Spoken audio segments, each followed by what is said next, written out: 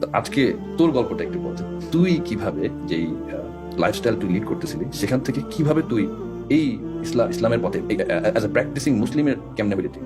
এই জার্নিটা আসলে সিরিজ অফ ইভেন্টস। কোনো এক বিকালে আমার একজন কাজিন তার সাথে বসে গল্প করতেছে। আউট অফ নোওয়্যার সে বলে যে তামিম, আমি কোরআনের অর্থটা পড়লাম, it's very surprising and very awakening, তুমি কোরআনের অর্থটা পড়ো। ভালো, কোরআনের অর্থ আমার কাছে মনে হলো ঠিক আছে, পড়া দরকার। পরবর্তীতে কোনো একটা সময় আমি যখন কোরআন নিয়ে পড়া শুরু করলাম, সূরা লুকমান, সূরা নাজম, এগুলো যখন পড়া শুরু করলাম, তাফসীর ঘাটা শুরু করলাম, তখন I got to realise music is হারাম। এটা আমাকে জাস্ট নাড়াই দিছে। আলহামদুলিল্লাহ, later on I got married, আলহামদুলিল্লাহ। তো হানিমুনের জন্য আমার যাওয়ার কথা মালদ্বীপস। আল্লাহ তাআলা কৃপায় লাখো কোটি শুকরিয়া তার করব। উনি আমাকে উন্নতে পাঠিয়ে দিলেন। আমি কিভাবে গেছি আমি জানি না, এটা জাস্ট আল্লাহর ইচ্ছা, উনি পাঠাইছেন। কিভাবে গেছি এখানে আমার যাওয়ার কোনো ওয়ে নাই। হানিমুনে কয়টা মানুষ, আল্লাহ কয়টা মানুষকে হানিমুনে মক্কায় দাও? বাইতুল্লাহতে পাঠায়, মদিনাতে মসজিদে নববীতে ভিজিট করতে পাঠায়। আমি জানি না এটা কিভাবে সম্ভব, একমাত্র আল্লাহর পক্ষে এগুলো সম্ভব। ওখান থেকে যখন আমি ব্যাক করলাম, 3 থেকে 5 দিনের মধ্যে রমজান স্টার্ট হয়।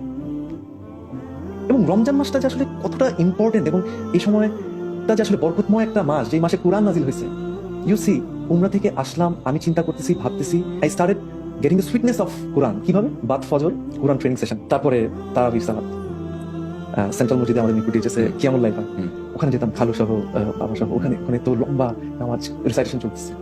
অ্যান্ড ফাইনালি আল্লাহ সুযোগ করে দিলেন ইতিকাফে বসার জন্য। আমি 4 দিনের মতো আলহামদুলিল্লাহ বসার সুযোগ হয়েছে। এই ইভেন্টস গুলা, এই যে রমজান মাসের যে এই প্র্যাকটিস গুলা আমাকে আসলে বুঝাইলো যে কোরআনের সুইটনেস কি, কোরআনের মজাটা কি। বা সলাৎ যখন পড়তেছি তখন আসলে আমি যখন অর্থটা বুঝে যখন সলাতে দাঁড়াচ্ছি, এইটা ইট হিটস ইউ ডিফারেন্টলি।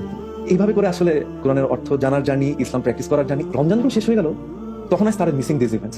এখন তো তারাবি নাই, কিয়ামুল লাইল নাই, আবার আমাদের কোরআনের ওই ক্লাসটা হচ্ছে না। আপনি চিনাবেন, আমি ঢাকায়, ওভার ফোনে আমাদের আলোচনা শুরু হলো যে আমাদের যে লাইফস্টাইল, এটার ভিতরে আসলে ইসলামকে কিভাবে ইনকর্পোরেট করা যায়। আপনার সাথে কথা হচ্ছে, আরো অনেকের সাথে কথা হচ্ছে, আলেমদের সাথে সহবত করার চেষ্টা, আমাদের সাথে যোগাযোগ, সবকিছু মিলায় কিন্তু মানে it's a series of events. মানে একদিনে কেউ তাল গাছে ওঠে না, রাইট? It's a marathon. একদম। So, এটা আসলে আল্লাহ মাফ করুক, এটা যেন রিয়া না হয়।